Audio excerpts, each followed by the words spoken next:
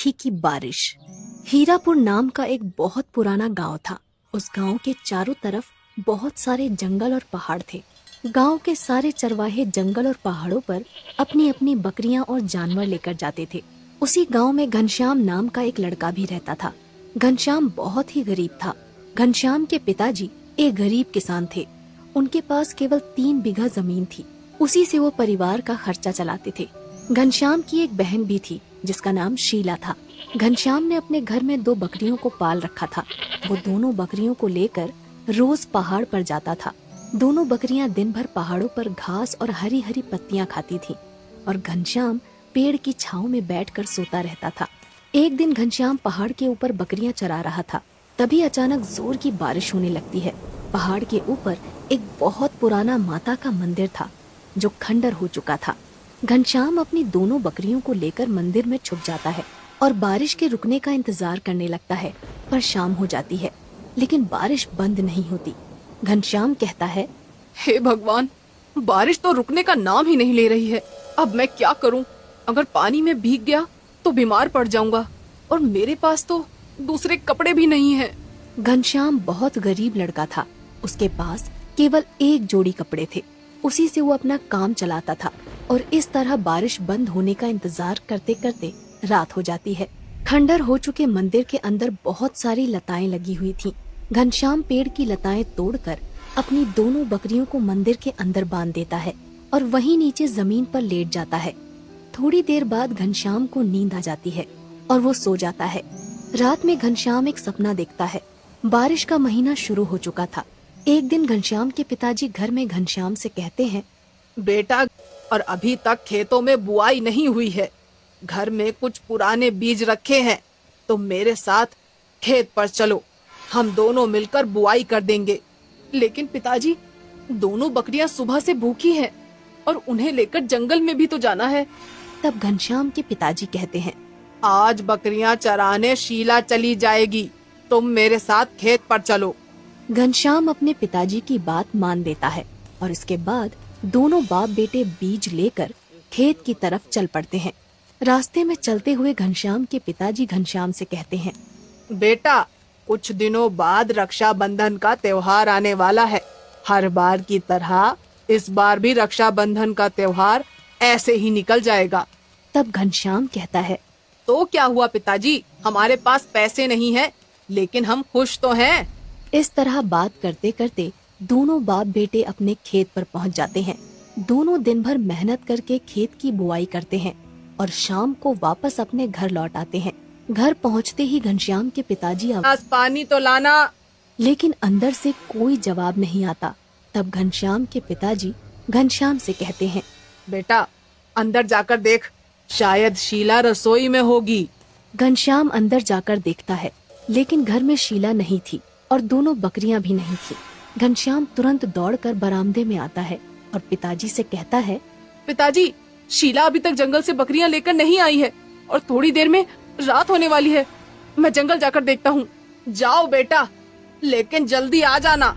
इसके बाद घनश्याम भागता हुआ जंगल में पहुँच जाता है और शीला को ढूंढने लगता है, लेकिन उसे शीला कहीं नजर नहीं आती। थोड़ी देर बाद उसे जंगल में अपनी दोनों बकरियां दिखाई देती हैं और घनश्याम समझ जाता है कि शीला भी आसपास ही होगी। तभी अचानक घनश्याम की नजर एक पेड़ के नीचे पड़ती है। शीला वहाँ बेहोश पड़ी हुई थी। घनश्याम तुरंत उसके पास जाकर देखता है तो उसके पैर में सांप के काटने का निशान था। शीला, उठो बहन, तुम्हें क्या हो गया है? घनश्याम की आंखों से आंसू निकलने लगते हैं। वो तुरंत शीला को अपनी गोद में उठाकर घर ले जाता है। शीला को इस हालत में देखकर घनश्याम के पिताजी कहते हैं, क्या हुआ है इसे घनश्याम? तब घनश्याम रोते हुए बताता है कि शीला को सांप ने काट लिया है।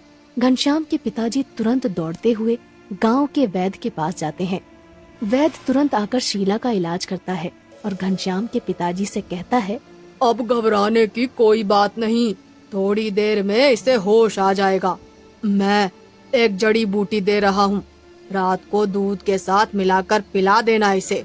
इसके बाद वैद्य वहाँ से चला जाता है।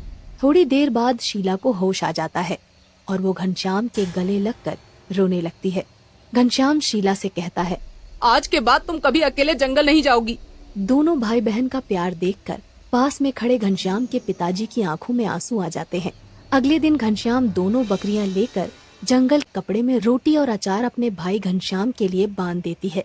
जंगल पहुँचते पहुँचते घनश्याम को दोपहर हो जाती है और उसे भूख लगने लगती है। तभी उसे पहाड़ पर माता का पुराना मंदिर दिखाई देता है और वो सोचता है, बहुत दिनों से पहाड़ के ऊपर नहीं गया, क्यों ना आज पहाड़ के ऊपर ही खाना खाया जाए।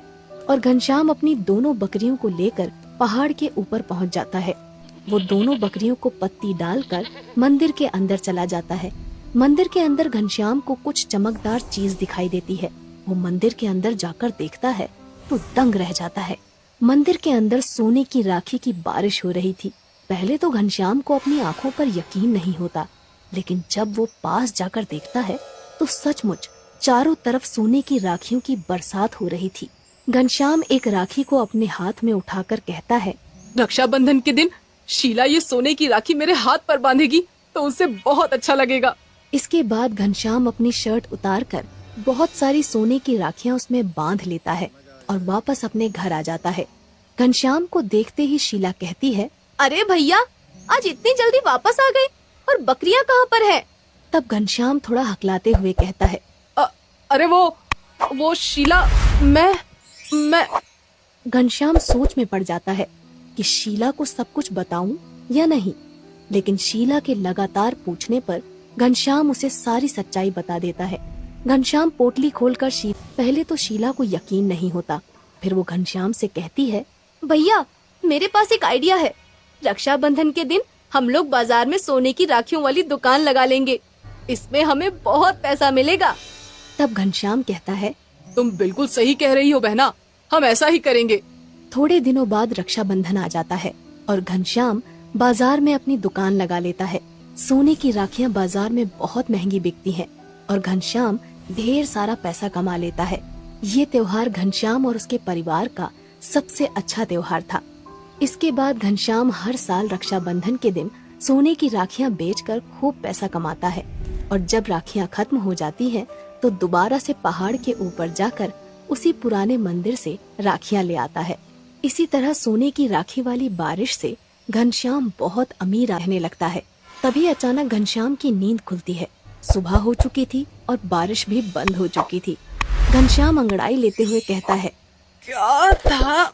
सोने की राखी की बारिश? काश ऐसा हो जाए। इसके बाद